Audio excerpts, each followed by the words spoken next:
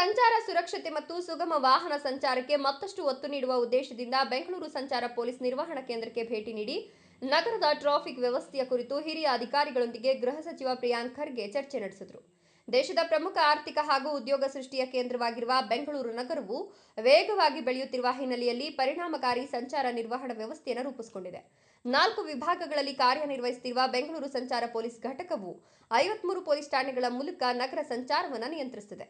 ಸುಮಾರು 1.25 ಕೋಟಿ ನೋಂದಾಯಿತ ವಾಹನಗಳನ್ನು ಹೊಂದಿರುವ ಬೆಂಗಳೂರಿನಲ್ಲಿ ಟ್ರಾಫಿಕ್ ಪೊಲೀಸರು ಅಂದಾಜು 14,000 ಕಿಲೋಮೀಟರ್ ರಸ್ತೆ ಜಾಲದಲ್ಲಿ ವಾಹನ ಸಂಚಾರವನ್ನು ನಿರ್ವಹಿಸುವ ಮಹತ್ವದ ಜವಾಬ್ದಾರಿಯನ್ನು ಹೊತ್ತಿದ್ದಾರೆ.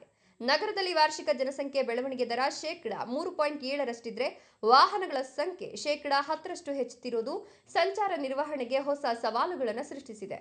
ಈ ಹಿನ್ನೆಲೆಯಲ್ಲಿ ಆಧುನಿಕ ತಂತ್ರಜ್ಞಾನಗಳ ನೆರವಿನಿಂದ ಸಂಚಾರ ನಿಯಂತ್ರಣ ಮತ್ತು ಮೇಲ್ವಿಚಾರಣೆಯನ್ನು ಇನ್ನಷ್ಟು ಪರಿಣಾಮಕಾರಿಯಾಗಿ ನಡೆಸಲಾಗುತ್ತಿದ್ದು, ಭವಿಷ್ಯದಲ್ಲಿ ಕಾರ್ಯಕ್ಷಮತೆಯನ್ನು ಹೆಚ್ಚಿಸಲು ಕೈಗೊಳ್ಳಬಹುದಾದ ಕ್ರಮಗಳ ಕುರಿತು ಚರ್ಚೆ ನಡೆಸಲಾಯಿತು. ಸಂಚಾರ ಸುರಕ್ಷತೆಯನ್ನು ಬಲಪಡಿಸುವುದು, ಸಂಚಾರಿ ನಿಯಮಗಳ ಕಟ್ಟುನಿಟ್ಟಿನ ಜಾರಿ ಹಾಗೂ ಟ್ರಾಫಿಕ್ ಪೊಲೀಸರ ಕಾರ್ಯದಕ್ಷತೆಯನ್ನು ಮತ್ತಷ್ಟು ವೃದ್ಧಿಸುವ ನಿಟ್ಟಿನಲ್ಲಿ ಸಮಗ್ರ ಕಾರ್ಯಯೋಜನೆ ರೂಪಿಸಲು ಒತ್ತು ನೀಡಲಾಯಿತು. ಇದೇ ಸಂದರ್ಭದಲ್ಲಿ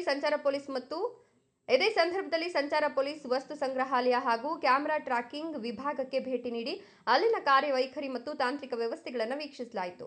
ಬೆಂಗಳೂರು ನಗರದ ಟ್ರಾಫಿಕ್ ವ್ಯವಸ್ಥೆಯನ್ನು ಇನ್ನಷ್ಟು ಸುಧಾರಿತ ಹಾಗೂ ಜನಸ್ನೇಹಿಯಾಗಿಸಲು ಮುಂದಿನ ದಿನಗಳಲ್ಲಿ ಅಗತ್ಯ ಕ್ರಮಗಳನ್ನು ಕೈಗೊಳ್ಳಲಾಗುವುದು ಅಂತ ತಿಳಿಸಲಾಯಿತು.